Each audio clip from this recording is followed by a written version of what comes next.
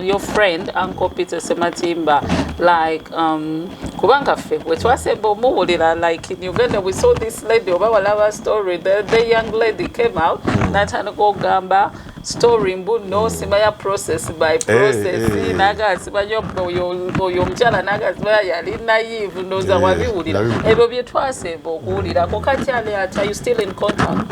Unfortunately still in contact. Yeah. No, then no kwegamba all abantu kuba nyama simo Uganda. Nenze bwembera mu kifo usually mbera mu kifo ekyo, nembera mu kifo ekyo, nembera mu kifo ekyo. Sikati Peter.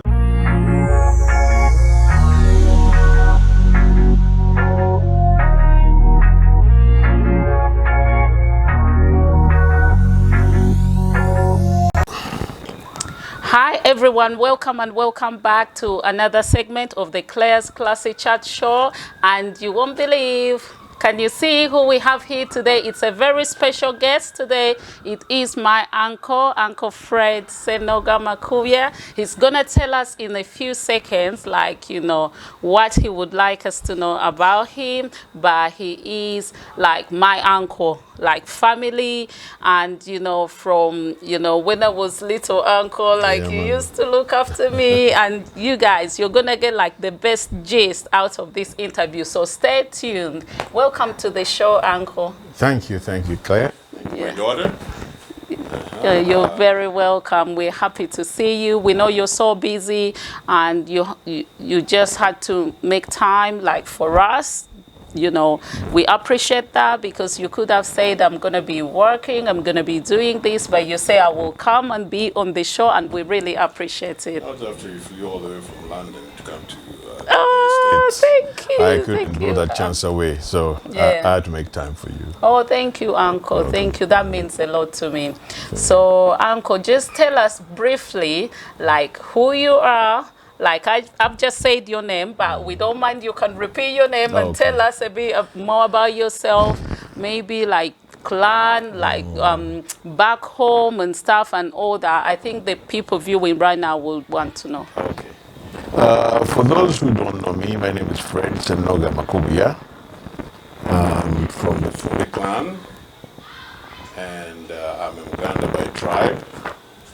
I am old enough, and what else do you want to know? But I have other names that I go by from my profession. I'm also known as Snoggie, for those who were following my cartoons in the New Vision and Monitor back in Uganda, probably about 25 years ago or so. Yeah. And also, when you go to culture, I am called Omukungu. I am Omukungu Wakasawasaja Kabaka. I deputize the ambassador, the Mubaka Wakabaka. So I'm a deputy Mubaka of California. We call it Staza. It's a big territory. Southern California, including Arizona and Hawaii. So those are the three titles I have. You can call me Omukungu Wakabaka. Okay. You can call me Snoggie if you're referring to a political cartoonist. You can call me Fred Senoga as an ordinary Ugandan. Snoggie FM, Snoggie like FM. the initials, for Fred Makubuya, because many people as well, they do add on FM as well, like I still have it, Snoggie FM. So Uncle, like Ogambye, Mukungu wa Kabaka, and I know that recently there was a loss of the Mukungu wa Kabaka, one of them, and you were the deputy for that gentleman who passed away. Yes, we had a big blow to the community. We lost the Mubaka. Mubaka Wakabaka is a higher title for the king's representative. Right. Kind of equal to ambassadorship. Yeah, he represents the king in these territories when the king is not present. So I am a Mukungu who deputizes him. The gentleman we lost was a Wechtiwa Joseph Mogavendugwa. Bakawa, Sazalia, California, Arizona, and Hawaii. Yeah, so that's about 2 weeks ago. 2 weeks It happened ago. It happened 2 weeks ago. Chitalo nyo Uncle kati ebyakuziika bituuse kuki? Kati ebyokuziika kwe wano waliwo a process. Omuntu bw'afa nga bw'afa omubiri gwino genda mu mortuary, Yeah. funeral home, this process paperwork nakolwa naddanga kati wakuzikibwa Uganda. So they have to have paperwork done, and usually that is beyond our reach. Fe tunakulinda bulinzi ate byante biri mu kuliisa. Tujja kankuweerwa ataano nyangulizeeko yeah. So you have to wait. So we are in the waiting process. Usually takes kitwala omwezi nga gumu no 2 years esatu okukola empapuleezo naye hopefully we are hoping that it happens quicker. Naye nadde njogako ne family y'omugenzi nategeeza nti tusazeewo nga 9 July tugenda kukola memorial service with or without his body, because it might take longer. Naye twagakola service ye tumujjukire to celebrating his life. So we're doing a celebration of life in the next 3 weeks. In the next 3 weeks, okay. So abantu bonna bali mu California, because abadde representative wano Arizona obana walala ogambye ebifonga bisatu, so they are encouraged to come. Yeah, encouraged to participate in the organization, in the being present. Yeah. You know, show support and say farewell to him. Almost Libula. So we encourage every Muganda that is within my ears, you know, so umpulira. Yeah. Nti boboli mukasaza ngo so jawala ngino kuva states endala na babaka that are gonna might want to come. We have friends who are from other states, but tuzobendaso kubera enough. Nature which day Kanyiza yesterday.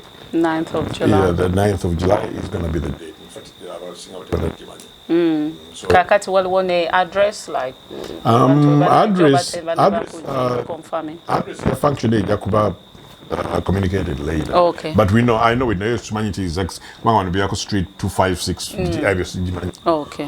I know we have a Catholic church one Catholic abakizo tuwa unakuwa Saturday nga mwenda okolera mikolo egyo Sunday tesoboka kubanga kubirako emikono mirajja community. Yeah.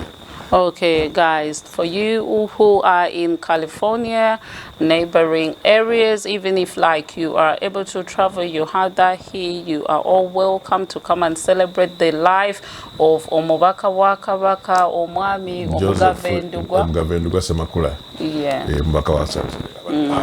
Abadde. Okay, chitalo nyo. So, Uncle, Kati ono obadde gw'omumyuka, like you were the deputy. Yeah. So right now, does it mean automatically you're gonna take his place, or do they have to vote? It's not automatically that I take his place, but it has to be, my name has to be suggested. Mengo. Yeah. Yeah, then Nebalava, Nebalava. Credentials. Yeah.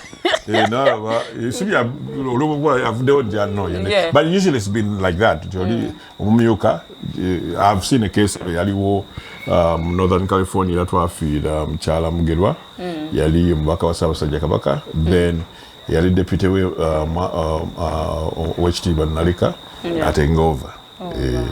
So usually kujanga wadde obuzibu obutepere koba something usually omumyuka altwale kifo cyane ky'omubaka. So I'm hoping twajja kuba kyanjawulo kibeerawo in this situation. Kubanga kati gwe emirimu ogimanyi office obadde ogiddukanya naye, so you're happy like if you were given that responsibility. Yeah, I'm happy because kamanyi kangeji tuvuna lots. No, happy like as if mbuwandi yagadde mboba tuve ku maaso naye ngambo kubeera mbuno obuvunanyizibwa obwo obusobola oli available. Maybe the word is available. It's a challenge that I'll be happy to carry on because manyi Buganda chechi manyi Buganda wawe tujagala ogenda, so it will be an honor for me to be able to serve the community. Serve, It's a service. It's a service position. Yeah. It's not so much of a title. They watch but doing nothing. No, you have to make sure until abantu ba Buganda batwala mchitundu ekyo oba mobilizinga okwagala Buganda okujjumbira ebikolo gya Buganda, stuff like that. Nemukola programs ezitwala eziyamba okumenga Buganda active and united. Era wabeerawo like okunyolwa kwonna mu community bichi okujja wamu, things like that. Yes. Okay. So like you mentioned about Mengo, uncle. So kale tetumanyi tubadde tuwulira eno mu America wabeerayo abakungu ba Kabaka mu different states naye nga tetumanyi mbu bigendera ddala paka Mengo like it's official. Kati Ssaabasajja abimanyi. Oh yes. Ebintu bya Mengo tebikwatagana na UNA. Njoba UNA yesalawo. UNA is the organization America.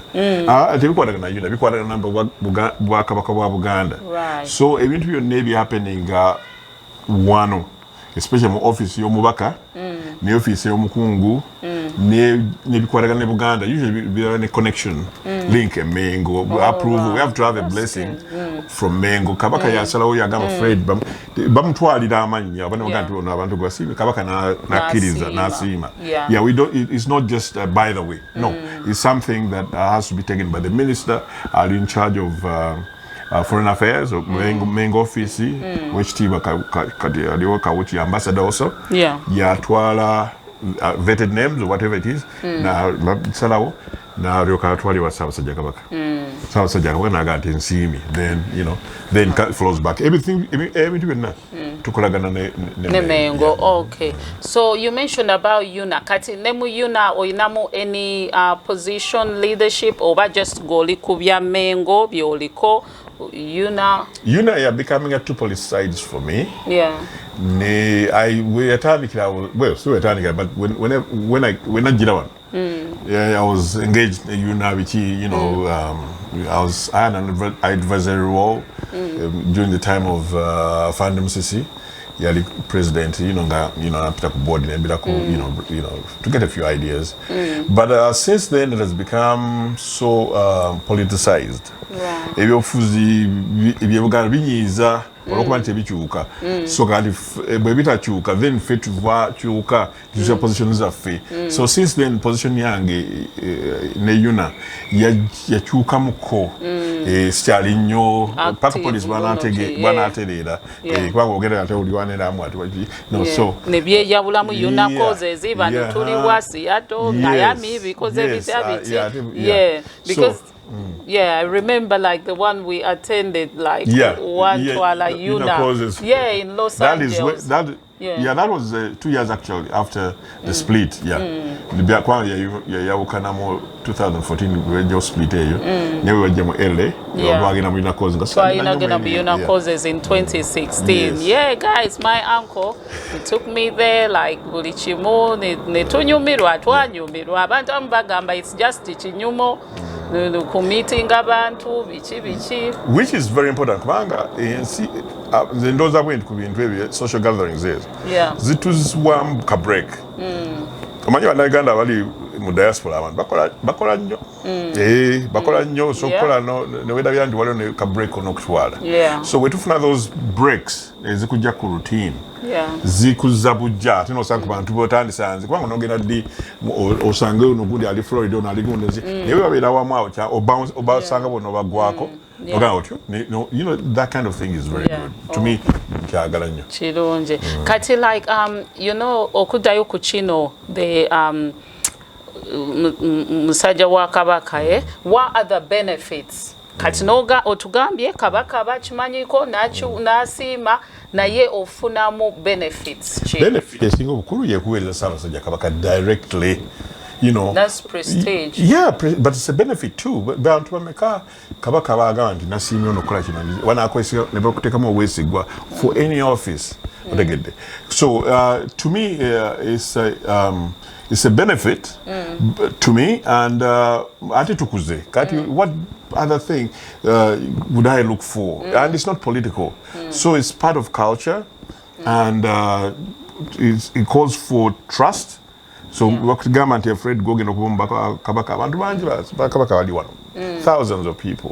Kubanti responsibility bajikwasiza gwe, and you can direct, you can advise, you can lead, chirungi obula bulungi ng'omuntu, especially if people have that trust in you. Pozi nokisa akalanke badenda bitogede kuyina naye.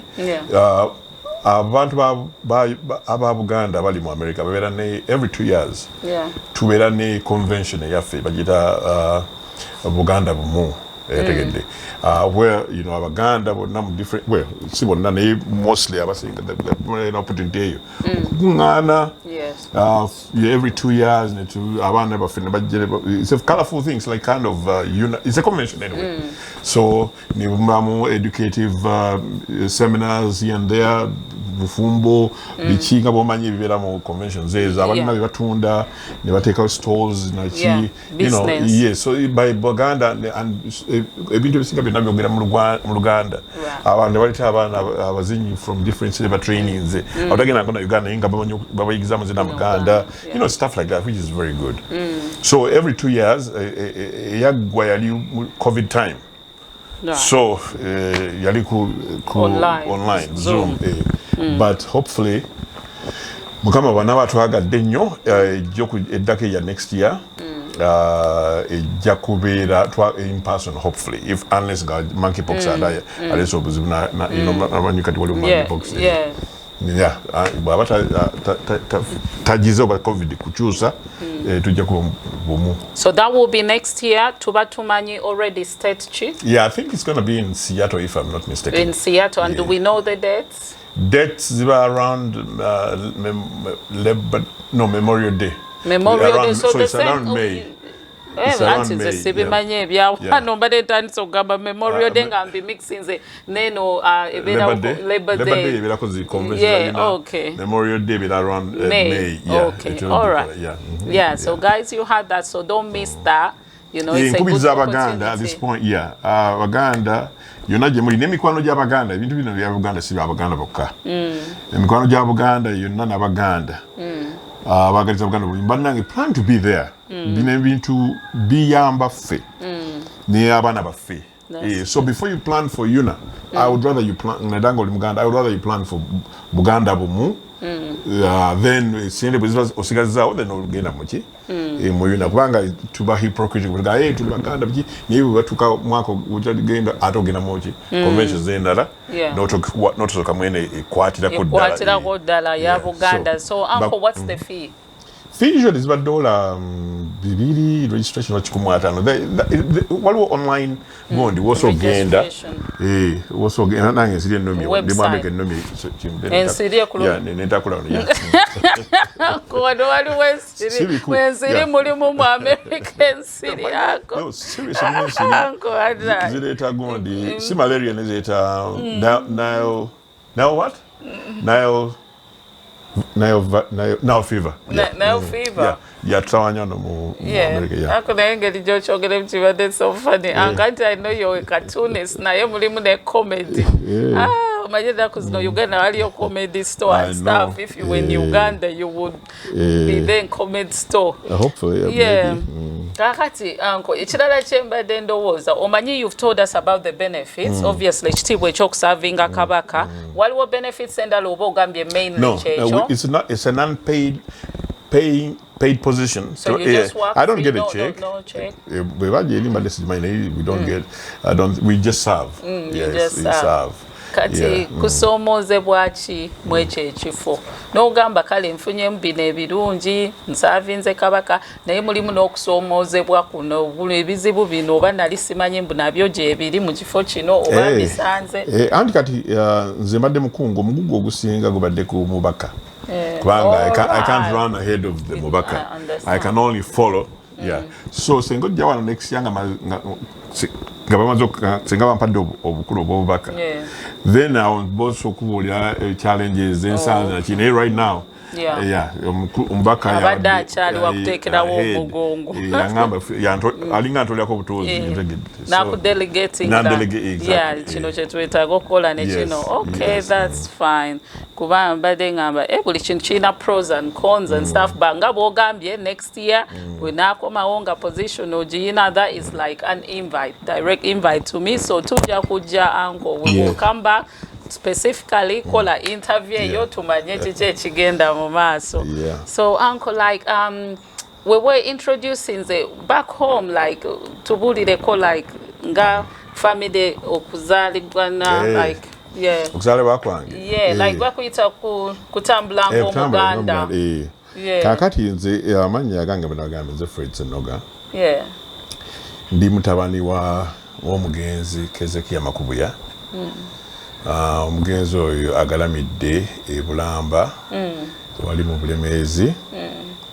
ndi muzzukulu wa Muweta yali taata wa taata wange agalamidde era e Bulamba wali ebijja byaffe muzzukulu wa Lubwama muzzukulu wa Nsobya be bali awo begalamidde mama wange anzaala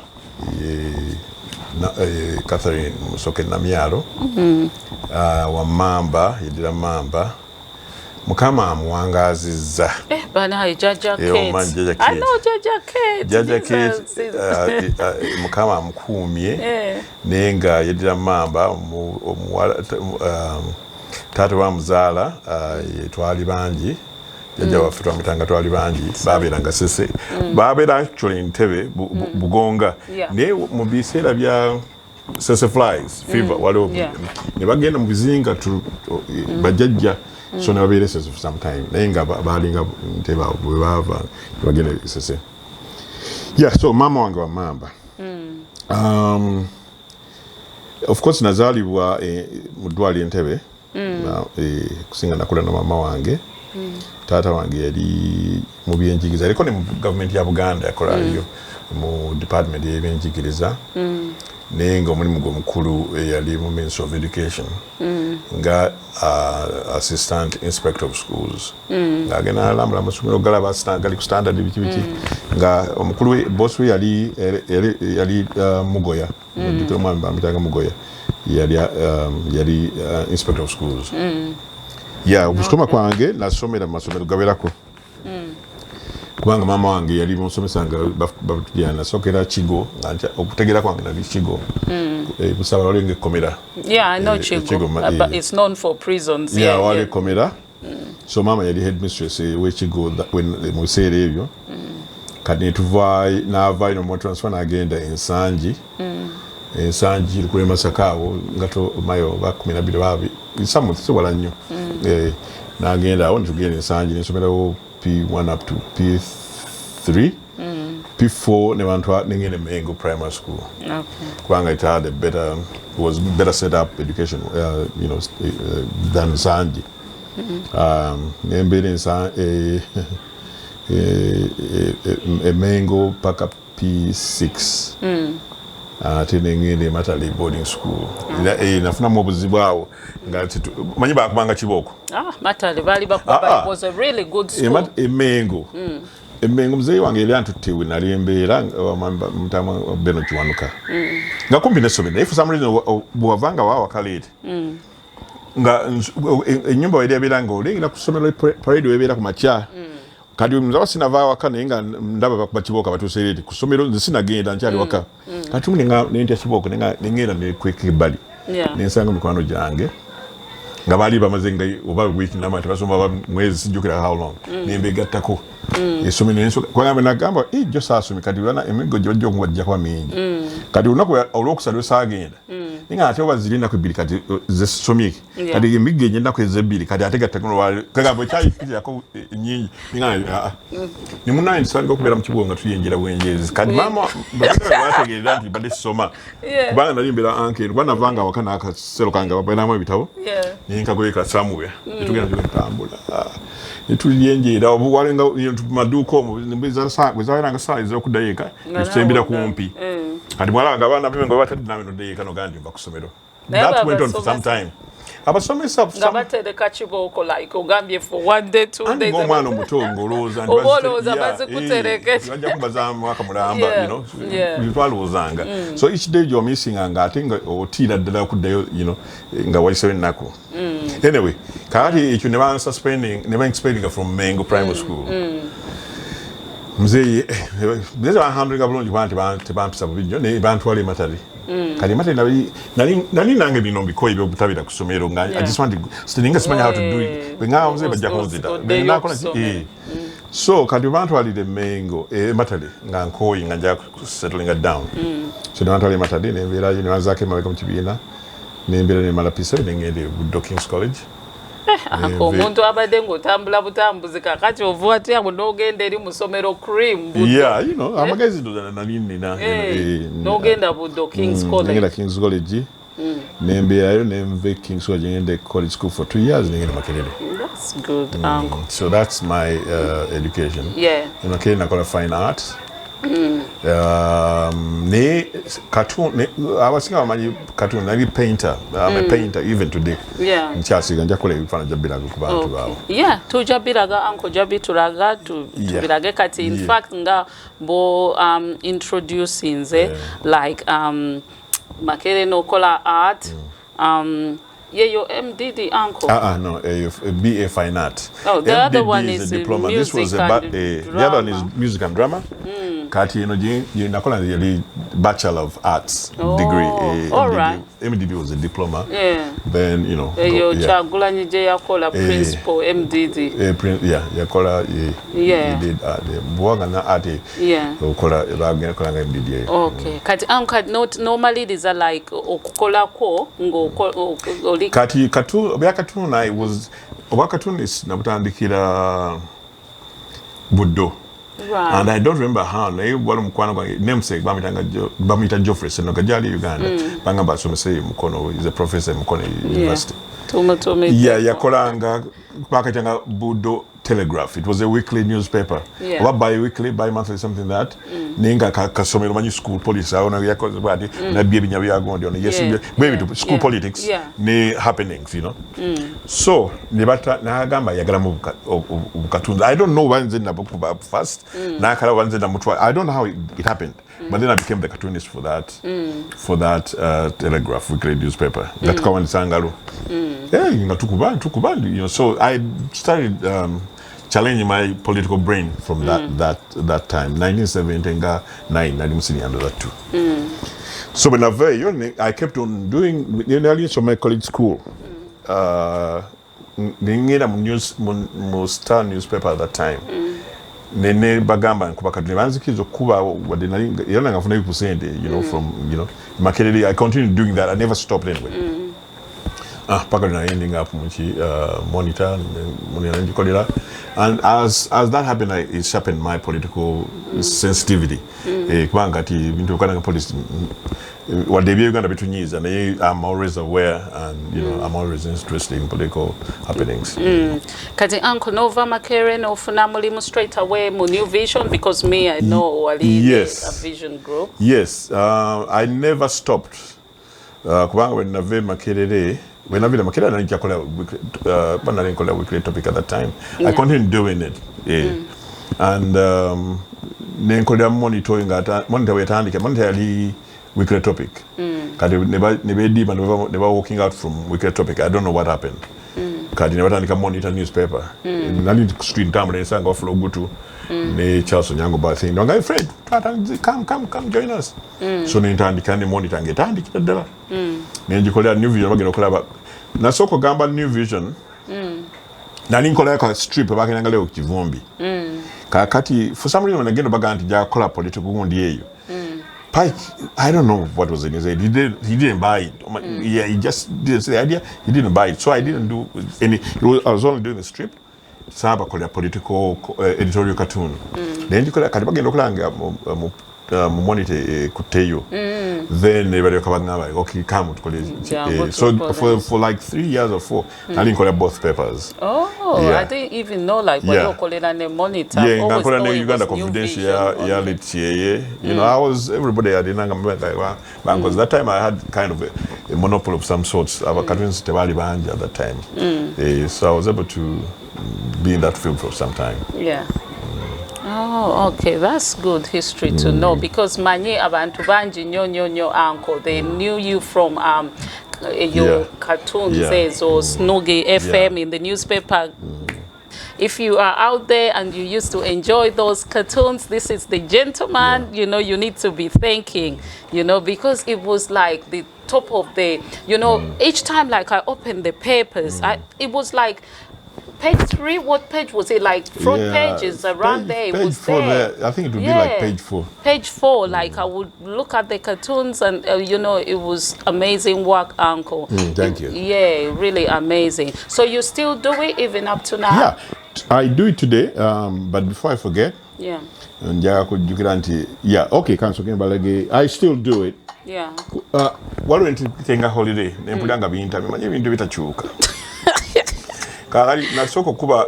very first cartoon I did of Museveni. It was a holiday in Uganda. And it took me about 3 hours going between the editor. Now, you know, Omukungu Museveni it took me to run Kendi Zakwano. I think Kendi it took me time. That was it was the very first one. Katambula type drop. Polio sharks is corruption there on Mamanya at that time. Economic challenges. You know. It was in good political favor for him. And by the way, Uncle, before we go on to the paintings, but then Jagala was like Jacket Aliatavanai, Jacket Tumutumi Deko Nyo, like anyone, Aunt Alice, Vainzokumo, message when not to me Deko. That jacket is my mom, Guayagako. Kakati mama akadiye Jajavana Munda bifana binzukiza Abraham abedabo yababelanga myaka 15 Noah myaka 2 kugamba ndabo omuntu akadiye kama mukumi nene mama we ya oli muwangazi kwa mama we mama jajja wange yawangalira ddala soba wangazi yawangalira ddala paka natukakisanga talaba naye kati mama wange ekyo mukusoma achalaba jajja of course ana muka dementias bebutyo kati nze oluwa nagenda dementia nagenda mulabanga yandaba Senoga neda kikabiri no iki oyagala ki gamba that confusion that comes with age. Nenga wezeza myaka emeka jacket awezanga 10 mbezembera ndowuza banayi nedda tanaza 10 alinga 95 95 wa 1927 Sina chenda mumnano something uncle nze bulijo munaye jacket because she doesn't have any black hair like when vidizezo nazo na only white buli wamu white like jeje omulaba ataka birike Kabaka nyirira bichuma nyikati I've taken some time nga simulaba ndudo genda Uganda ba mujukita like the last time I saw her ngabuli ruviri rwa silver I remember jacket atera fananira dala ketono nalubwama amfana nomugole wafe so ogambye mbuno aberanga baja jacket nga generation yabwe baba bachajukira date of birth zabwe kubanga mama yali musomesa she was learned yali yasoma yali musomesa so she had I think she was a grade 3 teacher something grades but she was educated. That's good. Those are manyi kubanga waliwo like my great grandmom omulalo wabsuju yafa but she was great nga agamba bamuzalanga omusana gwakiranga simaye nkube to simabichinga just ayogera mbera yabu obudde, but it doesn't tell anything. Yeah, so naye Jaja Kate tumwagaliza okwongera okuwangaala obulamu obulungi. We love her so much. Yeah. I think him keeping her going, I think, also is her faith. Ekintu ky'endaba nti omuntu bw'aba abadde ng'akkiriza Katonda ne bw'akaddiwa point of reference eba Bible tava na Bible and she reads it. So ebirala byonna asobbyerabira naki naye Yesu tasobola mwerabira Bible agikwata n'agisoma agenda ne bamutwala n'asaba, you know. So that is good. That has kept her going. Yeah, so Uncle, now going back to the projects you have and going, you say about the painting. Tell us more about it, because you say originally you were more into painting rather than cartoons. I trained as a painter, fine artist. So when I painted in Uganda, my first exhibition, exhibition yearly organized by John Nagenda. At that time, he was into publicity and stuff like that. So, and for somebody, he actually is my biggest collector in Uganda. So everything I would paint, John Nagenda ngachigula. No. What? Let's do an exhibition. I've painted enough. It's better people have a look at what I've done. So we organized the Yaliku Standard Chartered Bank building. While the officer Mami Nagenda, guess who Mgenyo Mkuli Yaliani? Yaliani Uncle. Yali Sabataka at that time. Yeah. Ronald Mwenda Mtevi. He was Sabataka. Kabaka. Yeah, Tanatikirwa. By 1993. Wow. Yes. So Sabataka. And I remember a painting he bought. I had painted, I think, Ivan Tanosekabila. It was this painting I did. It was very nice. He said he bought that one. I think he bought one painting or two. I don't remember. But I remember that painting it called Ivan. Yeah. I just have said Janajigula Senagambo by Yaliko. Yeah. Neye omanyi bukola painting. Painting evokes emotions. Computer needs sometimes a computer. In Korea, what do you put there? So you can painting. So better like hand than like no. It depends on how you want to do it. These are all on the internet. Yeah. This is the process in Bukuano. Then I scan them and take a more text. Yeah. These are the raw paint pictures. Raw pictures. Sketching idea Ghana in the these have appeared on, if you go to Senoga's world, you see all these. They go on 20, then take our captions and the man take it. So it's something I enjoy doing. All these have appeared. Yeah. Take it. Principle. Principle, the name was about fitting in the shoes of Museveni. Yeah. What do you cartoon? Which cannot be, because Museveni has been powerful in that show for 36 years. It cannot be a good, smart. It's a tattered shoe. So I redid it, and this is the shoe that is a stinky shoe. Would want to take over something like that. Yeah, so I redid it.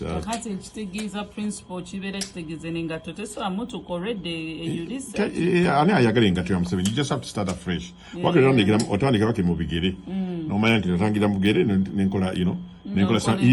who wants that? Yeah, it's stinky, you know, it's abused. Torn, everything what Uganda is today. But check it, Uganda today is a wasted place. He doesn't even know what he's doing. The Minister of Finance and the Vinci deals with behind the doors. Take it. So Museveni is behind Vinci over here. But who's up with you know, so on and so forth. This needs to be a story of its own. Yeah, explaining some of these cartoons. I got some more here. More sketches in there.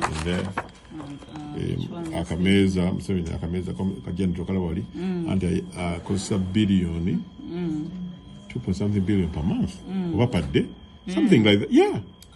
These two guys eat 2 billion shillings, I think, per day, if I'm not mistaken. And they want more. Can you imagine? Recently, these days, excuse me, kameza ka 1 Ono nakuba kato waswa Fumbiro is the spokesman for NUP. Secretary General. Eba amtadde. Neono is spokesman exposing namusajjani Munyarwanda Muvandimwe Gashumba. And he's being roasted. Not literally, but symbolically, he's being roasted.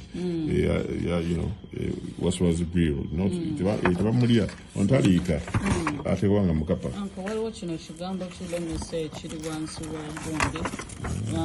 Voice was grill. Today's special, skinless Gashumba. I'm Jacob one of Kikulondo Kwali of Moro County. Yeah, of course, and the Rockies are Kulondo. It's never free and fair anymore. The army voted instead. Yeah, on Niagara, they were pushed away. They couldn't cast their votes. But Uncle Boteka, No, I'm not strict on that yet. Then you need to acknowledge, you need to leave the name there. Some people trying to copy, that one I don't like. You need to, if you read my work, give credit. I did some videos on one of my Klassy.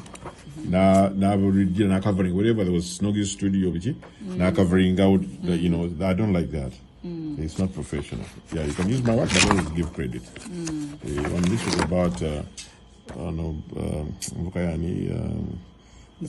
Zaki is offering ambulance, A1F, but we're mobile clinic, but what we're mobile prison, jail, basically, so the priorities are different. Government now is recovering. Yeah, so this is about corruption.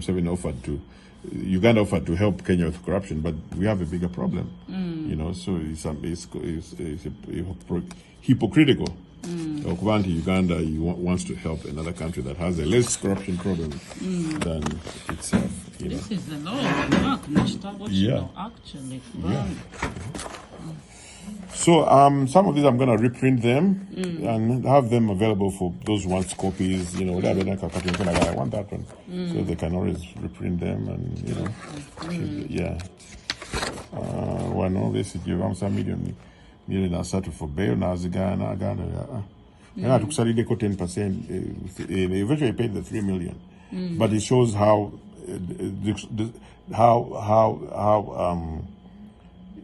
the discrepancy in signing bail. There should be a standard bail going to, for this, you pay this. You're not judging, not. Yeah. So Sabasajja najja nabeera mugenyi mukulu ogambye awe yali tannaba kutikkirwa n'agula ekifaananyi. Please do. Yeah, so that was the first opportunity. And to have Kabaka in close proximity ne mukwata ku mungalo, you spend time mulagabiri fane nebibeera mu New Vision that time. So career in launching. Then I started painting and selling. Then to Kolanga exhibition of new Sheraton Hotel at that time. Yeah. So I was Joano. Before I got established in Dankokola painting, still in Tunda here and there.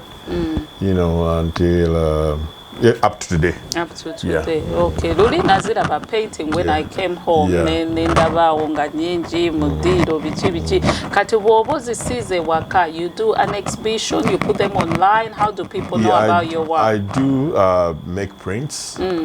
Because when we turn the original artwork, you get some money, but that's it. Now once I get my paintings, and then I do reprint them. That way I'm able to sell a print cheaper, but sell to more different copies. People. All right, makes sense.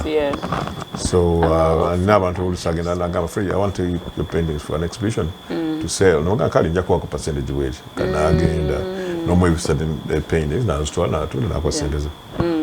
Okay, that's good. But who can forget like the cartoons Uncle Kubanga? Like I just remembered with Wali, you know, at the bridal shower, it was Uncle Tim Chiwalaya Gamba. He used to come there at the New Vision office. Yeah. Where he really wanted to see you, meet you, and know who you are. Pakirana Uncle meeting, and like a lot of people that time, like these cartoons inspired them and stuff.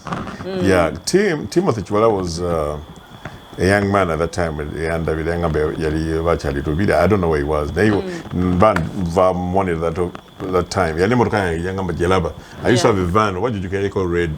Yali van had a red. Uncle Wainama motoka manja. I remember ngovuga mukati ninge yonjichusiza, but maybe the van yali mirimu. Ivan because quite a bit. Yeah. So Timothy yali muka wedi nakanja morinda na ninda. So he asked me how do I become a cartoonist, which you know, you have try you know, just joking. Yeah. No.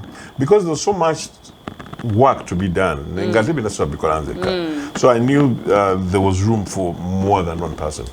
So this guy is very good at illustration, and I think he got employed there. Then eventually followed me in New Vision.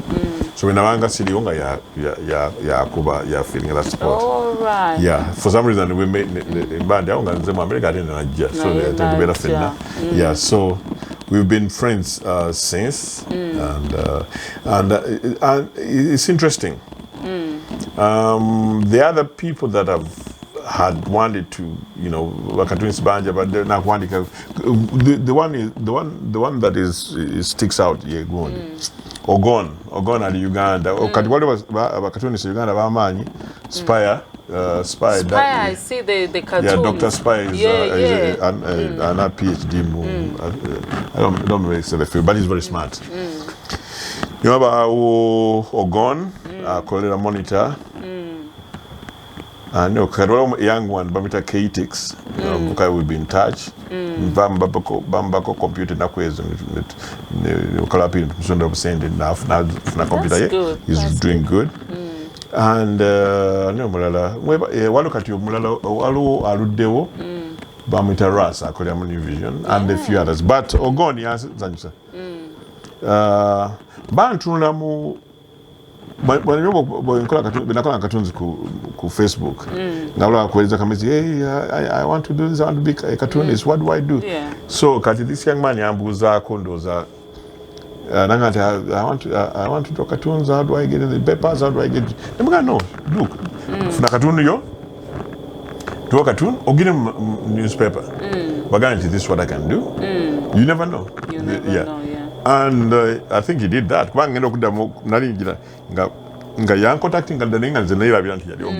I'm honored. I was able to guide him and encourage him, and he's really good, very good. That's good. Yeah. That's good. So the industry is thriving. Yeah. Cartoons. I think we need to be tujamo sente. Kanti kuba kadinze nkola freelance nkuba na Facebook page. Snoggie's World for Uganda. You know, now here we can milk it and get some livelihood out of it because I want to know what we do. We have political commentators. Where to find your work. Yes. Page yange bajita Snoggie's World for Uganda. Eri ku Facebook. Nina abantu following abantu batono balinga mitwalo mukaga n'ekitundu. So I wanted to grow, you know, njagala birenge ya Bobby Wine million bidi. So we balabala mutwalo mukaga nyingi. Chabuzayo ndoza million nge momuke kuza abantu million bidi. Anyway, yeah, but I do throw being inspired. Yeah. I do at my leisure. We've been to Uganda. Yeah. Uganda is so pathetic. Kubanga ugena kwa katuna government. There's nothing good to talk about the government. Singa wali chirungi. Tuandate chogerako. Na hiyo gena no sunu ya maudi agaze ku Facebook wachichi. Something you want to highlight. Gati chiri you. Kakati no buzube tufuna. Museveni mukubanyo. Museveni abadde 35 years. Singa opinion mulala. Singa katuba mulala. Singa Museveni afubao. Twandole kuba Museveni twandole tuno katundu mukuba ku. Yeah, you know. Kati Museveni tatuwadde choice. Kati block wa Museveni. Yeah, Museveni mukuba bodi. Aleta mwagala atekola ki. Na ye kati nga bwe yagamba recently nti Ugandans are poor because of past leaders, past leader, past regimes. Kati regimes ezedani abana abasinga abali mu Uganda bamanyi na regime kiki eyaliwo in another 7. Kati ngotubuli ebyo ebyedde bigondi they want to blame. So it's very pathetic situation enyiza.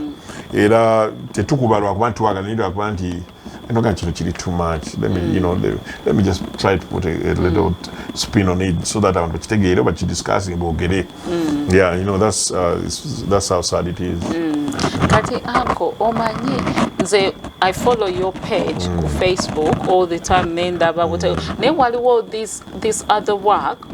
We oja correcting and simanyi bulungi kale terms eziri artistic naye nga zosi cartoon naye nalaba like zibeera like mu images but it's like a story nabiraba omanyi like Bible stories ez'abaana n'endaba ng'ozi I've done I do anime. I have an animation studio it's in house at my home.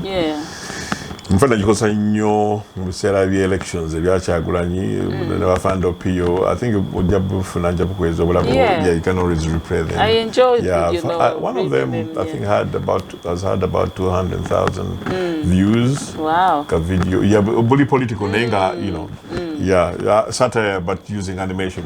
So I do animation actually. I've always wanted to do animations ga kuvadda n'amanya tori animation. So nchikola engezako bukola mu bwedini just for people it's not consistent but hopefully as I find more time I'll be more consistent and kubanga those are on the spiritual side tuli musala byankomerero mukama ngena tubuza mwakola ki ebyamugamba ntwakuba bukatu bwachagula ntibiyamba mugulu niwe tumuganda twagiza kubulira njiri using the talent you give us ate ekyo kikola ki it makes more sense. So njagala kola ekyo njagala kola okongera studio animation kwatagana religious issues. I want to manage Bible. So I want to educate people in scriptures through skills. Okay, that's good. So Uncle, moving on like to life here in the US, Katimpo Zomazeo, how many years? About 24 years. About 24 years. 24 years. You're like 24 when like because I just remember when you first came Uncle Noja that was London. I think it's London. Choka Uncle ali genze London. Sesi manyina kwanga watuletere ngacho na zitwala kusomelo because my auntie, like I told you at the beginning, my uncle and my auntie Grace, like kind regards to my auntie, tukutumi deko like nga nali mbera ni uncle ne auntie Grace na yenga bwe wajja n'okomawo like n'otuleetera engatto bannaaje anke engatto ziri everybody in school yali alina okulaba ziri engatto naye nze nabagamba zivudde America because they nali manyi America jojja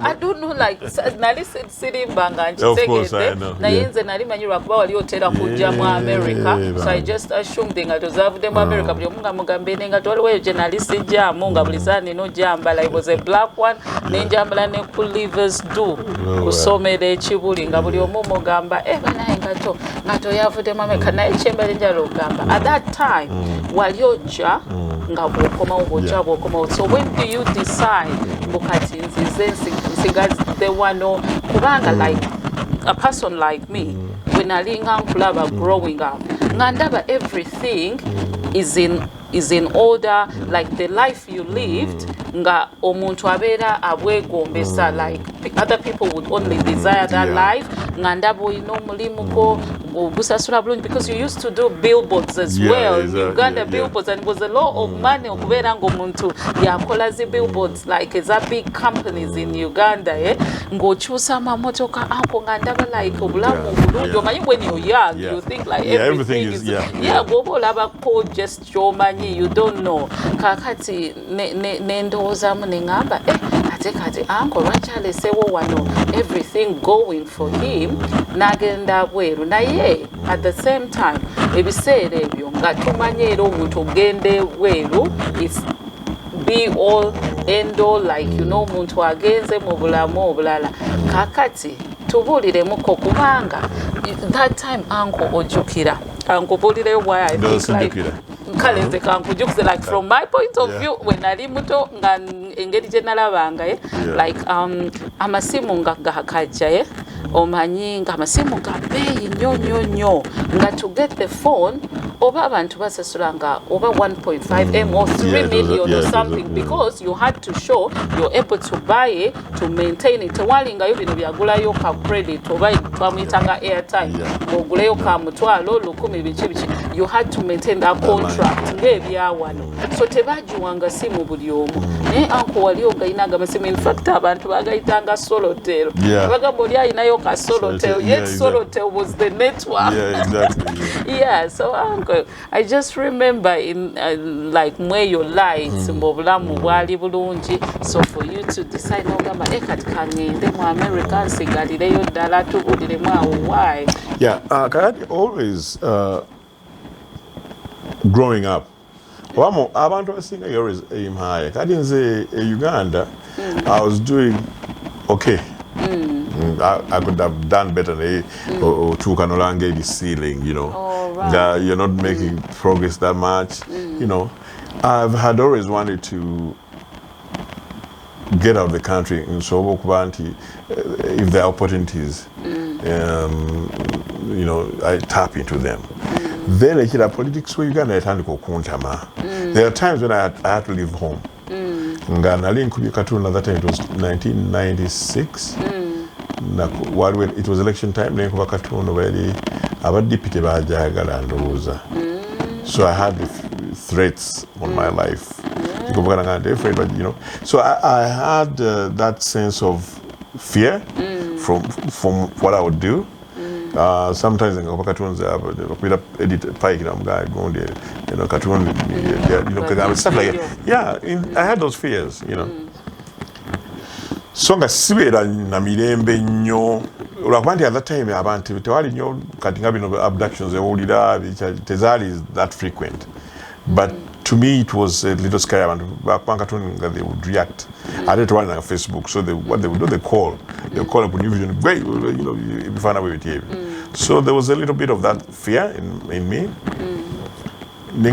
I think I might do save my life better than Uganda you know then I have the option of maybe coming back it's so sad we're hoping for change in Uganda change tetunagira bako otegedde abanyonyo sense yafine bagimalawo bakyaginyunta you know so nobera pushed nobera pushed to stay overstaying kati ngama America nobanga oliwo for ever almost your life because the conditions are home zikyuseko ndaffe twagala nnyo okubeera Uganda nga tucontributinga to the economy and so I was forced in my thing I've done you know to go to the Kadinga Bible Abraham agende you know it was totally assured of success so now I took the trip let me take this trip ndabe you know you never know and I'll tell you I've not regretted I've been exposed to technology and things I've had you know I've enjoyed I've had a better quality life than probably I'd be having in Uganda n'abaana bange bajja for education you know nange I've improved on myself in many ways and I would say I'm happy I'm happy at this time that's good yes kati biri bitya kubanga California compared to other states the champide abantu bagamba California is so expensive the taxes which so how is it here life in diaspora particularly in California kubanga obulira abantu ambo babera Boston wabera wali obunyogovu so why do people choose different states I want to think about choosing babeera we bali because that's where they first got to. Kati wala bali Boston because omuntu gwera amanyi ngajja yali Boston. No, but kasomera myezi ebisatu now you get comfortable in good manyi you get comfortable and settle in that neighborhood, you also get them. They were not they of course in New York, that was within a month. They ended up California wali umkwano wa Peter Samatimba. Yeah. Peter Samatimba chimanyi yajange wakamujukira. Yeah. So Nancy, California, and ended up settling in California. Where they live very fair, very close to where they Uganda. Tufuna muzira. Yeah. Naye osokunonya sovuwe mu kaddakiika kasatu ana nogenda osanga ali omuzira bwe yagagula bako. Naye nga wano wetubeera summer winter gwa nga temulabye muzira streets nga Boston babeera, you know. So I ended up settling here. Cost of living, everybody says California really expensive. Yes, it's really expensive. Amafuta wano gabira ku $2 awala manya musedi waluje gali ku $1 n'ekitundu. Yeah. Tuna taxes for the quality of life. Kati wano bawajjako emisolo gikola. Kibuga kino kyalina smog. Smoggy, dirty air, you know. So balina okukyusa amateeka g'emmotoka mukagwe guzifulumya so that the environment is cleaned up, and now it's cleaned up. So that's why you pay a little more when I'm state here. The only one people when I'm state here, touchy feeling and yonti, you know, ebintu bili expensive. California si gwabera London. Wale ebintu byogula no convert mu Uganda ola kiri expensive. Nenga ati gwe olimo economy eyo is like, you know, iyo kimanyide. So nafe tubeera ano. The cost of living might be higher, but because you're not working the other state. So okay, it might be higher, but that's where you live. And it doesn't. Cheap. No, because when no, we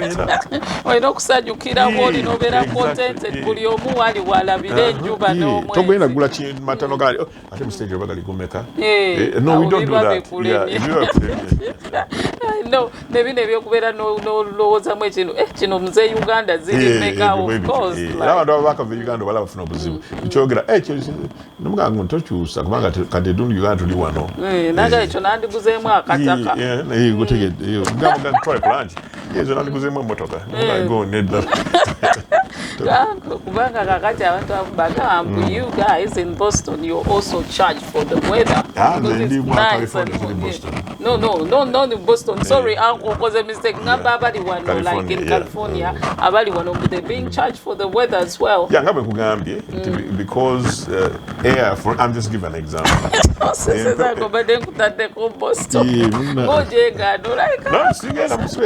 sigera Boston muzira.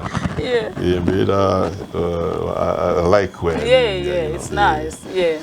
Anyway, into your environment, not you protecting, and there are certain taxes that I put $1 here, cent bili wano. Nizigamba mu kurongosa amazi, mpewo jitusa,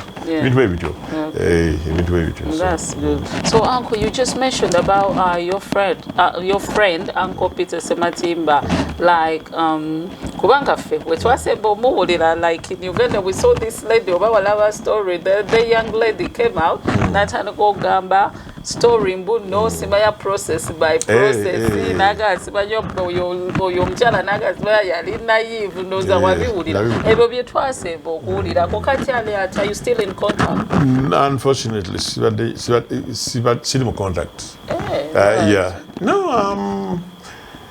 Nzenno kwegamba wala abantu kuba nyama simo Uganda nenze bwe mbeera mu kifo usually mbeera mu kifo ekyo nembeera mu kifo ekyo nembeera mu kifo ekyo Sikati Peter kati mukubire Uganda mugambe ki ndinawo the process by process, you know, kati especially about issues ngezo olyo mu space ye nandinga kati wene musanga batusanga then tulitulana ndio cyali kitya nesa kutuza kubeno guvana simo bank bya WhatsApp or whatever nkubira Peter mubuze ABCD era naisubira kungubira kumuze ABCD oba udeka room whatever it might kirana nti abo so simanyi kubanga era tetubadde nyo in contact buli mwa bela busy kubye kane abadde busy in Uganda parliament parliament yali MP bichimchi naye nga mutually friends like when ngenda Uganda I visited him and twatandikira those friendship like that mbimanyi like nina bakwano bange temudde ngati otukumira bikino kati ndi wano then tandikirawo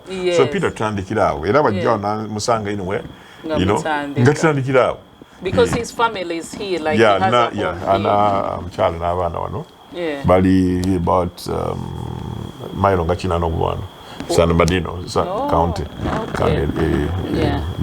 nenga jali I'm but he's a strong guy. I mean, he knows how to wade through the waters of because stories sadamujubulira ne coolinga off ndoze ebintu byabera settled ne bibera bulungi Uncle Peter tumutumiddeko in case he watches this video you never know kubanga nze sirozo oba ayinza okunzijukira kuba twali bato nyo bwe yali ngajje wakaba I know Uncle Lumu when I went back home nendaba one of the artists in Narina I think it was Joseph and running up for office FDC running up this kansanga and was when you wait and I was the president Kabala Italy kansanga Uncle Joseph or Robert sorry Robert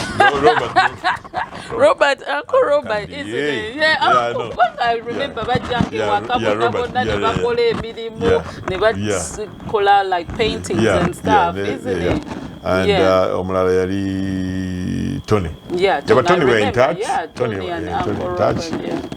were in touch very good okay that's good Uncle Katia Kazelekeka just we want to conclude this interview. I don't even want to stop this interview. It's just, interesting. Nayaka like, what is it you want to, give to us? Is there anything, because I know you say you're happy right now, you're happy with the, where you are and stuff, but is there anything like in life you would say, oh, okay, a younger me, like, if like you were given a chance, like God gave you a chance to relive, like a younger you, like is there anything you feel or think, oh, I should have done this way or better or like anything? Younger me, I have 3 children, 2 boys and 1 girl. Yes.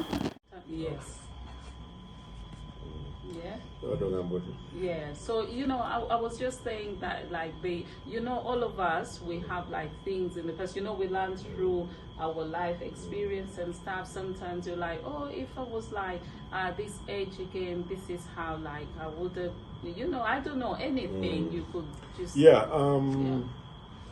usually I'm not the type of person that they marry again wishing because life is like milk, but I can't.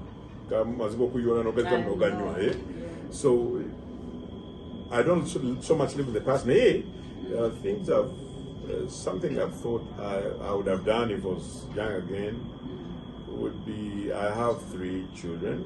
I have 2 boys and 1 daughter. In fact, my daughter Catherine from Bidua 4 days ago or something like that.